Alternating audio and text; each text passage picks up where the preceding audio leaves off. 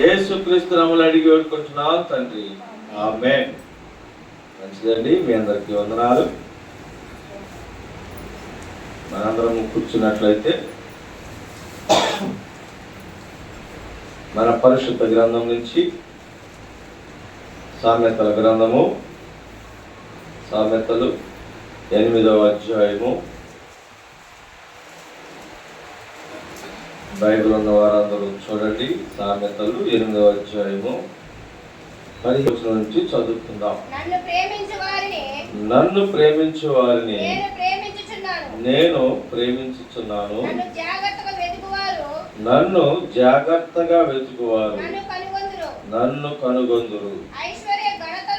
ఐశ్వర్య ఘనతలను స్థిరమైన కలిమియు నీతియు నా యొద్దనున్నవి. మేలిమి బంగారము కంటే అపరంజి కంటెను నా వలన కలుగు ఫలము మంచిది. ప్రశస్తమైన వెండి కంటే నా వలన కలుగు వచ్చుబడి దగ్గరి. చాలండి. చూడండి పిల్లరా, ఈ వాక్యాన్ని మనము అనేక మార్లు విన్నాము, చదువుకున్నాము. కానీ దేవుడు మరొక మారు మనకి ఒక అవకాశాన్ని ఇచ్చిన్నారు. ఎందుకంటే అక్కడ ఉన్నటువంటి మాట ఏమని, మేలిమి బంగారము కంటే అపరంజి కంటే నా వలన కలుగు ఫలము మంచిది. ప్రశస్తమైన వెండి కంటే నా వలన కలుగు వచ్చుబడి దొడ్డది, అనగా పెద్దది. దీనిని నమ్ముతారా? లోకంలో ఉన్న వెండి బంగారాలను, డబ్బును నమ్ముతారా? మళ్ళీ మనం పరిశీలన చేసుకోవాలి. దేన్ని నమ్ముతాం? దేన్ని నమ్ముతాం? లోకంలో ఉన్న వెండి బంగారాలు, ధనధాన్యాలు, డబ్బును నమ్ముతామా? దేవుడు వలన వచ్చేటువంటి, ఆయన అంటున్నాడు, మేలిమి బంగారము కంటే అపరంజి కంటే నా వలన కలుగు ఫలము మంచిది. ఏది మీకు కావాలి? మనకేది కావాలి? దేనిని నమ్ముతాం? నిజం చెప్పండి, దేన్ని నమ్ముతాం? దాని అండర్లైన్ చేసుకుని ఇంటికెళ్ళి చదువుకోండి కావాలి. మరలా దేనిని నమ్ముతాం? నిజం చెప్పండి. బైబిల్లో ఉన్నటువంటి యేసు ప్రభు వారు రాసినటువంటి మాటను నమ్ముతామా? లోకంలో అంతలో వచ్చి అంతలో మాయమైపోయి పాపం వైపు నడిపిస్తూ మోసకరమైనటువంటి జీవితాల్లోకి దింపుతూ వ్యర్థమైనటువంటి జీవితంలో నడిపించేటువంటి లోకానుసారమైనటువంటి బంగారము, డబ్బు, ధనము, లోక సంబంధమైన వాటిని నమ్ముతాం. దేన్ని నమ్ముతాం? ఎవరు మాట్లాడారు? అర్థం కావట్లేదు. అది అర్థం అయ్యే మేము ఎందుకు వచ్చిందని మాట్లాడుతున్నారు. లోకముతో కూడినటువంటి దానినే పనులు పెడుతున్నాం. కానీ ఆయన అంటున్నాడు, వీటన్నిటికంటే విలువైందట. వీటన్నిటికంటే విలువైనది పరలోక రాజ్యం. ఆయన వల్ల వచ్చేది దొడ్డది, పెద్దది ఇస్తాడంట. ఇక్కడ ఉండేవన్నీ చిన్న చిన్నవే. మనం తెచ్చుకుంటే చిన్నది, ఆయన ఇస్తే పెద్దది. నేను మీకు అంతకుముందు చెప్పి విన్నా. నేను స్కూల్కి వెళ్ళేటప్పుడు మా ఇంటి నుంచి చదువుకోతుంది. ఆయన పిల్లలందరూ డబ్బాటలు పెట్టి అదే తలంబొప్పుడు బట్టలు తీసుకుని వెళ్ళండి అని చెప్పేవాడు. ఊరికినే ప్రతిరోజు పెట్టేవాడు. స్కూల్కి వెళ్ళకపోతే పెట్టు. స్కూల్కి వెళ్ళే వాళ్ళు ఎవరైనా సరే బ్యాగ్ తగిలించుకుని వస్తే అక్కడ ఉండే బట్టలు బుక్కులు తీసుకుని జేబులో పోసుకుని వెళ్ళిపోవచ్చు. అసలు ఆయన అడగవలసిన ఆయన ఏం మాట్లాడాడు. అది నేను రోజు నుంచున్నాను ఆయన దగ్గర. ఏంటంటే నువ్వు పెడతా అని అందరూ నేను ఎవరికాలు వచ్చి పట్టుకుని వెళ్ళిపోయేవాళ్ళు. నేను నువ్వు పెట్టి తాతని కూర్చునేవాడిని. ఎంతసేపు నుంచున్నా అట్లా నుంచున్నాను. నేను వచ్చేదాకా నుంచున్నాక చూసి ఒకరోజు అడిగింది, ఎందుకని రానేవాడు. అతను నా చేయ బుక్ చిన్నది, ఈ జేబులు పోతే నేను జేబులు నిండిపోయింది, నేను తీసుకుంటే జేబు సహానికి రావట్లేదు, అందుకని నువ్వే పెట్టలేదు. ఇంకొకటి, ఆయన చిన్న చేయి అయినా బైబిల్ ఇష్టం, ఆయన పెడితే కొంచెం పెట్టలేం. చూడండి, ఎవరిని వస్తే ఒడ్డు అమ్మ కొంచెం అటుకులు ఆడించుకుంటూ ఒడ్డు పెట్టాను ఏమంటాం? నీకు ఎన్ని కావాలో తీసుకోండి. ఎన్ని తీసుకుంటాం? ఒక అడ్డు లేక 2 అడ్డు. అదే ఆయన పెట్టమన్నాం అనుకో, అడ్డు పెడతాడా? ఒక 2-3 పెడతాడు. అంటే ఎదుటి వ్యక్తి కోసం వేసి చూస్తే, ఆయన ఇచ్చేదాకా వేసి చూస్తే విలువైంది వస్తుంది, పెద్దది వస్తుంది, ఆశించిన దానికంటే ఎక్కువ వస్తుంది. కానీ మనం ఏం చేస్తున్నాం? ఆశ ఏమో ఇది సినిమా ఉంది ఉపయోగం. ఆస్తి మూరుడు ఆశ బారినట్టు. మన ఆశ ఏమో పెద్దగా ఉంది, కానీ ఆశకి తగిన దానికంటే ఎక్కువ ఇస్తాడు. వేచి చూస్తున్నామా? వేచి చూస్తున్నామండి. ఆయన కోసం ఎదురు చూడట్లా. ఆశ అయితే ఉంది, పాట కూడా ఆశ అయితే ఉంది కానీ నాలో అందుకోలేక పోతున్నా. అదేనా పాట? ఆశ అయితే ఉంది నాలో ఏమందుకోలేకపోతున్నావు? ఆయన మాటను అందుకోలేకపోతున్నావు. ఆయన కోసం ఎదురు చూడలేకపోతున్నావు. ఇస్తాడని నమ్మకం ఉంది, కానీ ఎదురు చూసే తత్వం లేదు. చెట్టు పెట్టాక 100% కాయ కాస్తుంది. అది పెట్టగానే కాయ కాస్తుందా? ఎదురు చూడాలి. మామిడి మొక్క 5,000 పెట్టి 4,000 పెట్టి కొనుక్కుంటాం కొంతమంది. మంచి చెట్టు 5,000 పెట్టుకున్నాను, తెల్లారపడి కాయలు ఏంటంటే కాస్తుందా? అట్టనే ఫస్ట్ సంవత్సరం కాయ కాస్తుంది, ఒక కాయ 2 కాయలు కోస్తారా? జ్ఞానం కలిగినోడు వాటిని పూత రాగానే తెంపేస్తాడు. 2వ సంవత్సరం కూడా పూత రాగానే తెంపేస్తాడు. 3వ సంవత్సరం కొంత పూత ఉంచి కొంత తెంపేస్తాడు. ఆ తర్వాత వచ్చే కాయ పెడుతుందంటే మనకి ఎంత కావాలనుకున్నాం కాయ, ఎంత కాయాలనుకున్న చెట్టు అంతకు మించి కాస్తుంది. మొదట్లోనే తింపేస్తే ఆ చెట్టు పరిస్థితి అక్కడే అయిపోద్ది. మనమేం అదే చూస్తున్నాం. యేసు ప్రభువుని నమ్ముకుని రాగానే నాకు వరాలు వచ్చేయాలి, భాగ్యాలు వచ్చేయాలి, అంతస్తులు వచ్చేయాలి అన్నింటిది ఎక్కడి నుంచి వస్తాయండి? వేచి చూడాలా, ఎదురు చూడాలి ఆయన కోసం. ఆయన దగ్గర మనం అప్లికేషన్ పెట్టుకున్నప్పుడు దానికోసం ఎదురు చూడాలి. ఆయన అంటాడు, అందుకని నన్ను ప్రేమించువారు నేను ప్రేమించున్నాను, నన్ను జాగ్రత్తగా వెతుకువారు మాత్రమే నన్ను కనుగొంటారు. ఎవరైనా అట్నే కొనుక్కుంటారు ఆయన్ని? జాగ్రత్తగా వెతికామా రోజన్నాండి ఆయన్ని? వెతికామా? ఒక ఆవిడ ఎతికింది, నాణ్యం పోయిందని. ఎట్లా ఎతికిందామె? విన్నాక మన వాక్యం చదివారా? నాణ్యం పోతే రాజకుమార్ ఏం చేసింది? పరివారందరినీ పిలిచి జాగ్రత్తగా ఓడిపించి నాణ్యం దొరికేదాకా వెతికించింది. జాగ్రత్తగా వెతికింది. ఈ రోజన్నా మనము జాగ్రత్తగా ఒక్క రోజన్నా దేవుడి కోసం ఎదురు చూసామండి. అసలు వెతికామా? ఈ లోకంలో ఉన్నదాన్ని వెతుకుతున్నాం, లోక సంబంధమైన వాటి కోసం పరుగులు పెడుతున్నాం, వాటినే వెతుక్కోవటం సరిపోతుంది మన జీవితం. ఎంత సంపాదించినా, ఎంత కష్టమైనా మా బ్రతికే నిర్ణయం ఇంతేనా మన జీవితం. అలా అనుకుంటే యేసుప్రభువు ఆయన అనుకోవాలి, నేను మనందరి కోసం ఆయన ప్రాణం పెట్టి ఈ లోకానికి వచ్చి ప్రాణాన్ని విడిచేయలేదని నా బిడ్డలు ఇంకా మారలేదంటే ఆయన అనుకోరా? మనం మారామండి. ఆయన మన కోసం మారామా? ఆయన కోసం ఏం చేసాం? ఆయన చేసిన దానిలో మనం ఒక వంతు కూడా చేయాలి. లక్షలో ఒక వంతు కూడా చేయాలి. లక్షలో ఒక వంతు కూడా చేయట్లే ఆయన కోసం. దేవుడి సన్నిధికి పని మానేసి ఎంతమంది వస్తాం? లేదా తప్పక ఒక వారం ఒక రోజు వస్తానికే కష్టమైపోతుంది. ఒక పూట ఉండడానికి కష్టమైపోతుంది. మనం చేసే పనులు, మనం సంపాదించే సంపాదన ఊరంతా, కానీ ఆయన ఇస్తే అది కొండంత అవుతుంది. దానికోసం ఎదురు చూడాలి. మనం ఆయన జాగ్రత్తగా వెతకాలి. ఈ లోకంలో వెతుక్కునేదంతా తాత్కాలికమైనదే, అది ఇక్కడ ఎడవబడేదే. అందుకే అంటున్నాడు, నన్ను జాగ్రత్తగా వెతుకువారు నన్ను కనుగొందురు. ఆయన్ని కనుగొన్నవారు నిత్య రాజ్యం వైపు చూస్తారు. నిత్యమైనటువంటి స్థలం కోసం చూస్తారు. స్థిరమైన దానికోసం వెతుకుతాం ప్రియులారా. స్థిరమైనది లోపల ఏముంది? ఉందా? ఇది నాది, ఇది నాకు శాశ్వతం ఉందా? కన్నా ఉందా దగ్గర?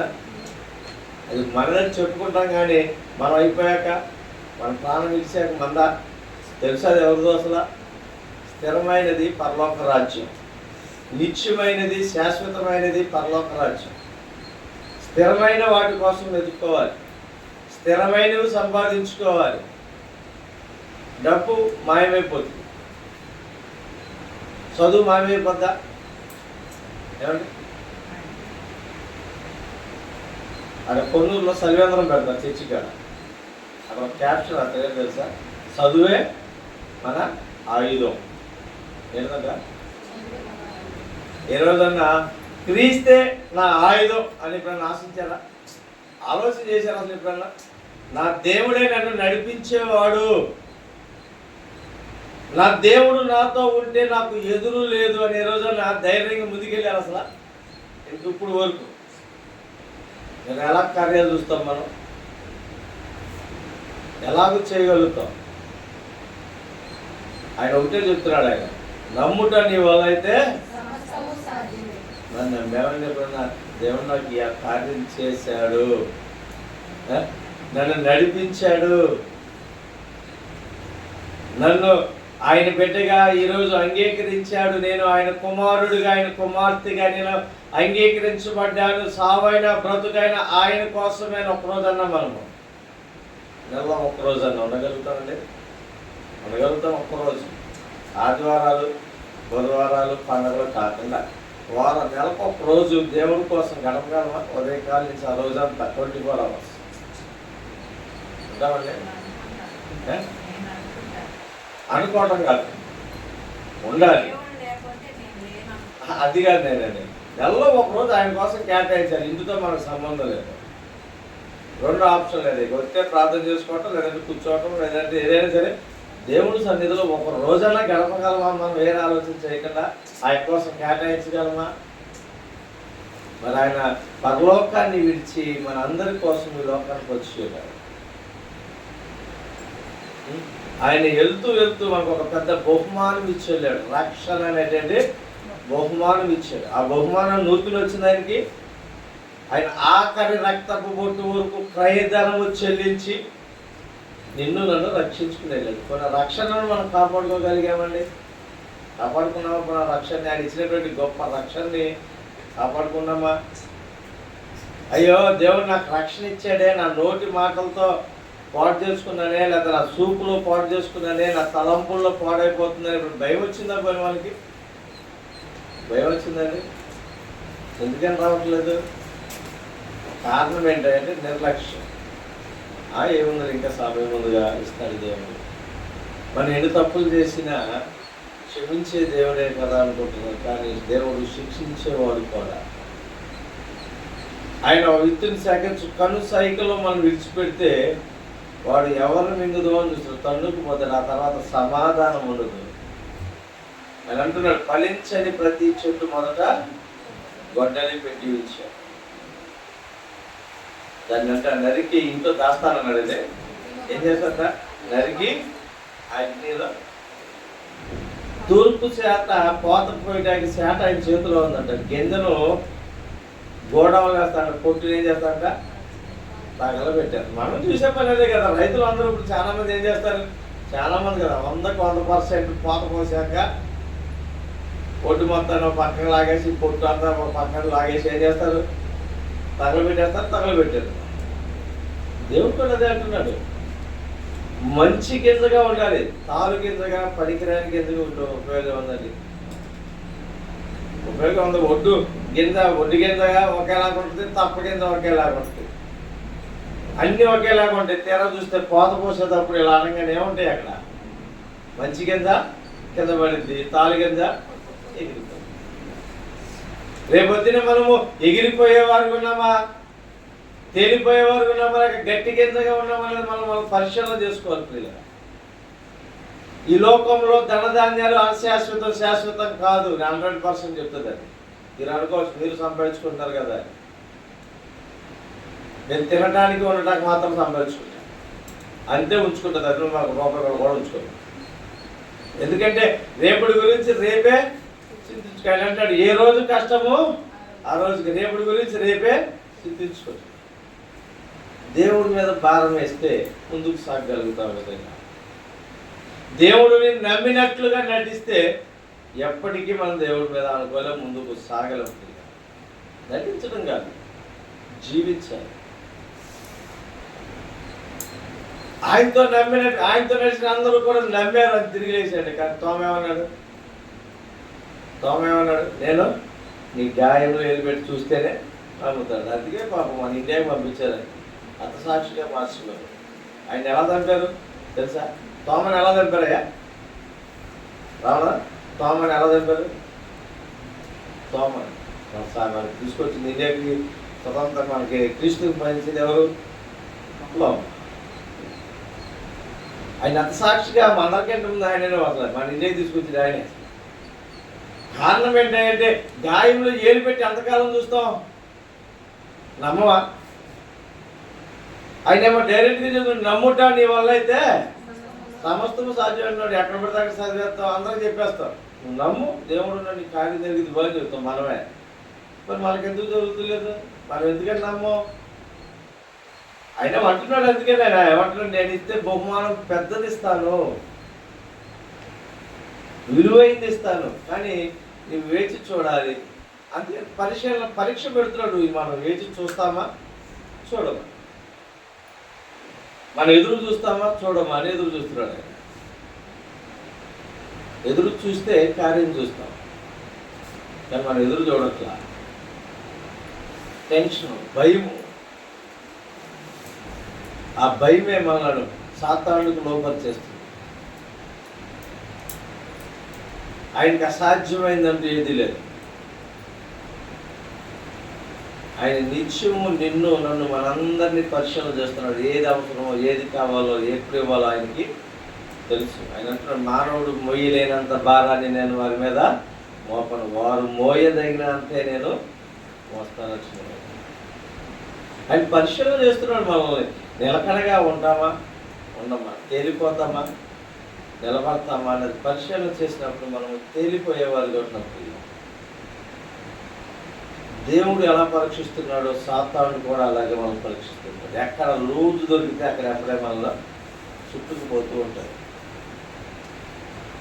సాతానుడు మనల్ని జయిస్తున్నాడు. ఎందుకంటే మనం అవిశ్వాసులుగా ఉంటున్నాం. ఆయన నమ్మట్లా, ఆయన్ని వెతకట్లా.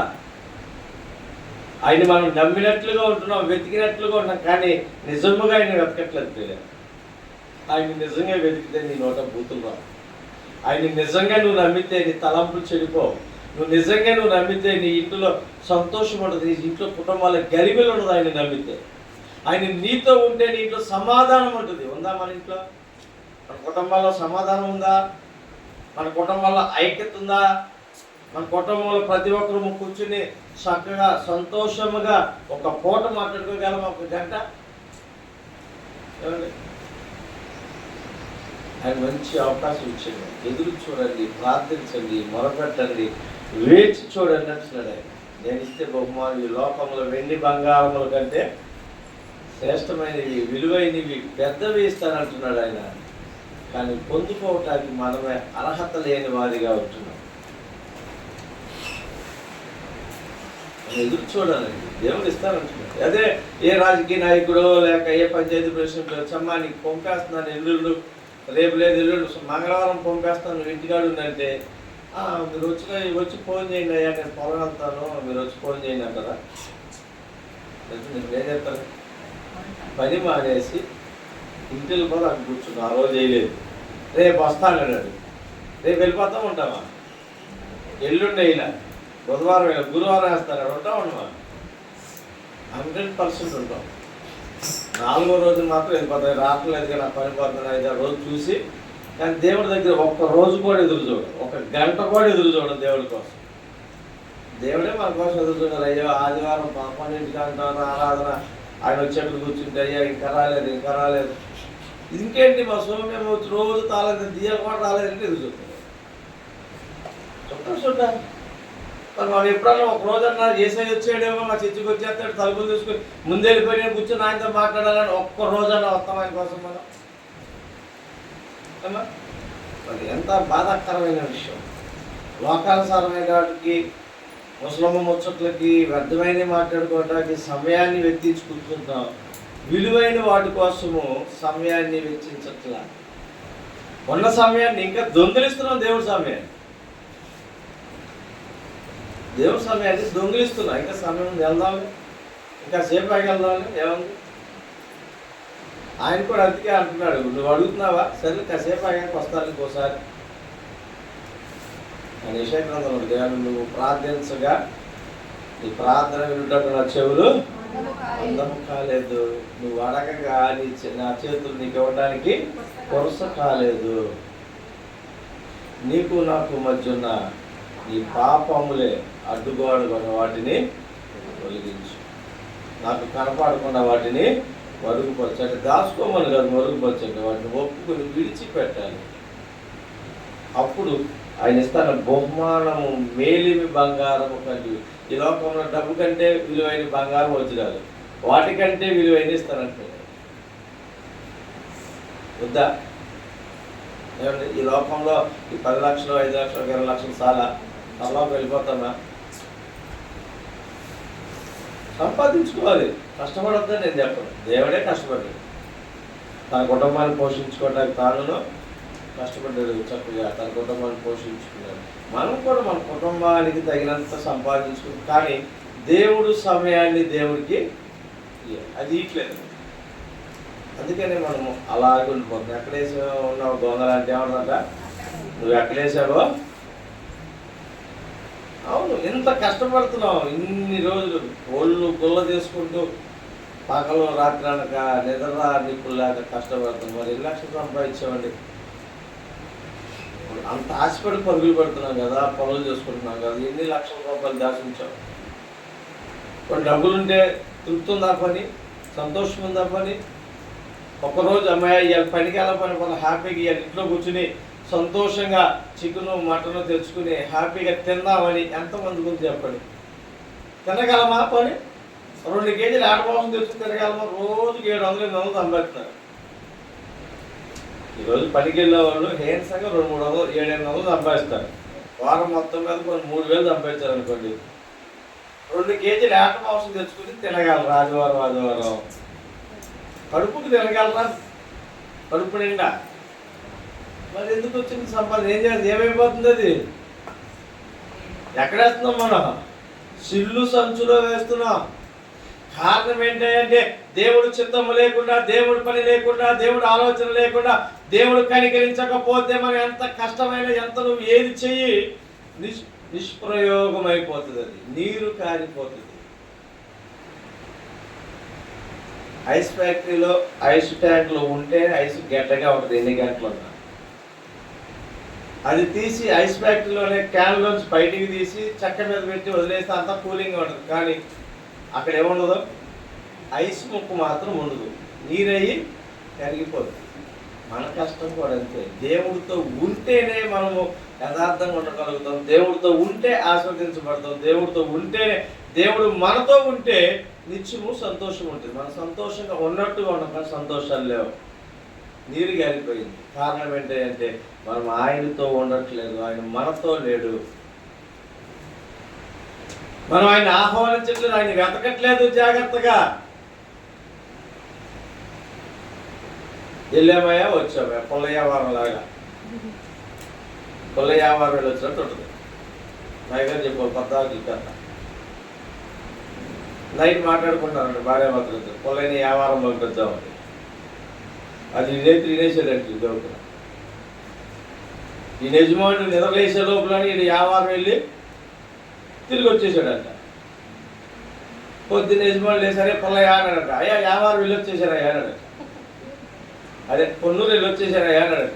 పొన్నూరు ఏంట్రా, నువ్వు రాత్రి అయ్యారు అమ్మగారు చదువుతున్నారుగా, పుల్లయ్యని పొన్నూరు పంపించాలని. పొన్నూరు వెళ్ళి వచ్చేసారయ్యా అన్నాడట.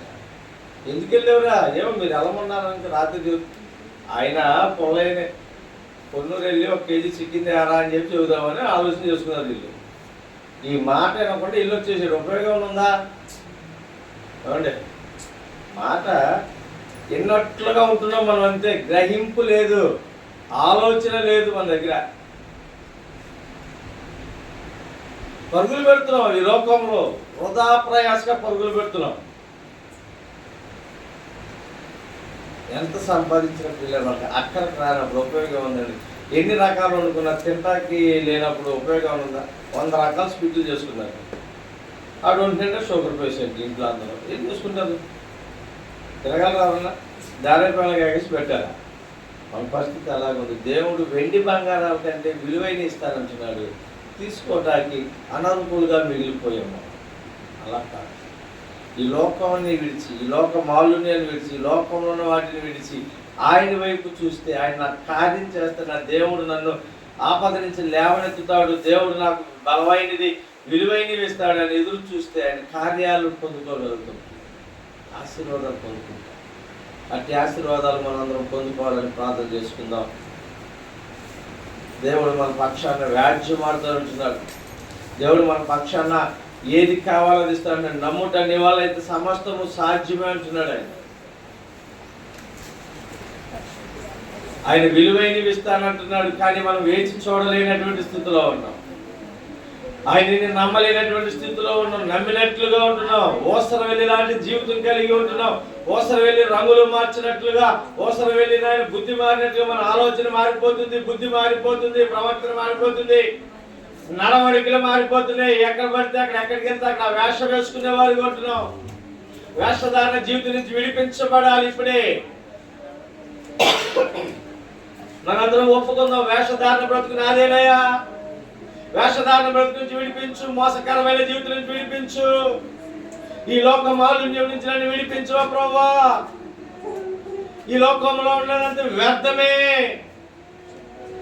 నీవు ఇచ్చేటువంటి వెండి భాగ్యములు, వెండి బంగారము కంటే ఈ లోకంలో ఉన్న వాటికంటే విలువైనవి ఇస్తానంటున్నావు. దానికి తగినట్లుగా, దాన్ని మేలు పొందుకోవడానికి తగినట్లుగా అటు కృప మాకు దయచేయండి, అటు ఆలోచన మాకు దయచేయండి. మిమ్మల్ని వెంబడించడం మాకు నేర్పించు నాయన. ప్రతి ఒక్కరూ ప్రార్థన చేసుకుందాం. ఎవరు మౌనంగా ఉండవద్దు. ఈ లోకంలోని తాత్కాలికమే ప్రభువా. అవి అంతలో కనబడి అంతలో మాయమైపోయేటువంటివి అయినప్పటికీ వాటి కోసమే పరుగులు పెడుతున్నానయ్యా. నీ సమయాన్ని కూడా నేను దొంగిలిస్తున్నానయ్యా. నీ సమయానికి కూడా విలువట్లేదు. నీ మందిరానికి, నీ సమయానికి రాలేకపోతున్నాను. అయినప్పటికీ మా బ్రతుకులు మారట్లేదు, మా స్థితిగతులు మారట్లేదయ్యా. ప్రభువా మమ్మల్ని క్షమించు నాయన అని ప్రార్థన చేసుకుందాం. పరిశుద్ధుడా, మహోన్నతుడా, దయగల మా స్వామి, మా యేసయ్యా, నీ బంగారు పాదములకు నీకు వందనాలు. నీ ఉచితమైన కృపను బట్టి, దయని బట్టి ప్రార్థిస్తున్నాం ప్రభువా. నిన్ను జాగ్రత్తగా వెతికిన వారికి నువ్వు కనుగొంటానంటున్నావు ప్రభువా. నిన్ను జాగ్రత్తగా వెతకలేకపోతున్నావు. ఈ లోకంలో పడి వెతుకుతున్నావు. ఈ లోకంలో ధనధాన్యాలు వెతుకుతున్నానయ్యా. ఈ లోకంలో ఉన్నటువంటి వెండి బంగారాలు వెతుకుతున్నాను. ఈ లోకంలో భూ సంబంధమైన వాటిని వెతుకుతున్నాను. కానీ నిన్ను వెతకలేనటువంటి దౌర్భాగ్యమైన స్థితిలో నేను ఉన్నాను ప్రభువా. దయతో మమ్మల్ని క్షమించండి అయ్యా. యేసయ్యా, దయతో నన్ను మమ్మల్ని అందరినీ క్షమించండి నాయన. నిన్ను వెతకడం మాకు నేర్పించండి. విలువైన వాటిని అడగడం నేర్పించండి. విలువైనవి పొందుకోవడానికి తగిన జ్ఞానమును మాకు దయచేయండి అయ్యా. వ్యర్థమైనవి మాకు వద్దయ్యా. వ్యర్థమైన వాటిని అడగటానికి వీల్లేదు. విలువైన వాటిని మేము అడగాల. నీ సన్నిధిలో నాయన విలువైన వాటిని, నీ నిత్య రాజ్యమును, నిత్యత్వమును, నీ నీతిని నాయన, నీ రాజ్యమును వెతకటం, అడగటం మాకు నేర్పించండి. నీ కృపలో వద్దకు సహాయం చేయండి. ఈ లోకం అన్ని వ్యర్థమైనవే. లోకం అంతా మాయా ప్రపంచం ప్రభా. పాపపు ఆశల్లోకి, పాపపు ఆలోచనలోకి నడిపిస్తున్నాయి ప్రభా. అదే ప్రపంచం, ఇదే ఆనందం అనుకుంటున్నాం. కానీ రేపు దినాన్ని నాయన చీకటికి, బెలంలో చీకటి కొట్టులోకి వెళ్ళిపోతాం. సాతానికి యుక్తులోకి వెళ్ళిపోతాం. పాపపు భూములోకి వెళ్ళిపోతాం కదా ప్రభా. అటు స్థితి నుంచి మమ్మల్ని లేవనెట్టండి. క్రీస్తు అనే పునాది మీద, బండ మీద మమ్మల్ని నిలబెట్టండి. నీ స్వరం విని నాయన, నీ స్వరం విని చెవులు దయచేయండి. నీ నాయన నిన్ను చూసే కనులను మాకు దయచేయండి. నీ ఆత్మను మాకు తోడుగా ఉంచండి. నీ కృపలో వదిలి భాగ్యం దయచేయండి. ఎంతమంది వాక్యం అందరి హృదయాల్లో నీరు కట్టి ఫలింపు దయచేయండి ప్రభా. మైక్ శబ్దాల ద్వారా వింటున్న బిడ్డలకు కూడా నాయన మీరే సహాయం చేయండి. వారి హృదయాలలో కూడా నేను వాక్యాన్ని విత్తబడి వాక్యానుసారంగా జీవించడానికి ఈ లోకమాల నుంచి విడిపి నాయన లోక సంపద, నీ రాజ్యము కొరకు, నీ నీతి కొరకు నేను మేము వెతకటము, నిన్ను వెంబడించడం నాకు మాకు అందరికీ నేర్పించి మీ కృప దయచేయండి. ఎవరైతే నిజంగా నీ సన్నిధిలో నాయన ప్రార్థిస్తున్నారో, ఒప్పుకొని విడిచిపెడుతున్నారో వారిని కనికరించండి. వారితో మీరు మాట్లాడి మీరు బలపరచు. నమ్మదగిన దేవుడు నువ్వు రుజువుపరుచుకుంటూ యేసుక్రీస్తు నామములో అడిగి వేడుకొంచున్నాను.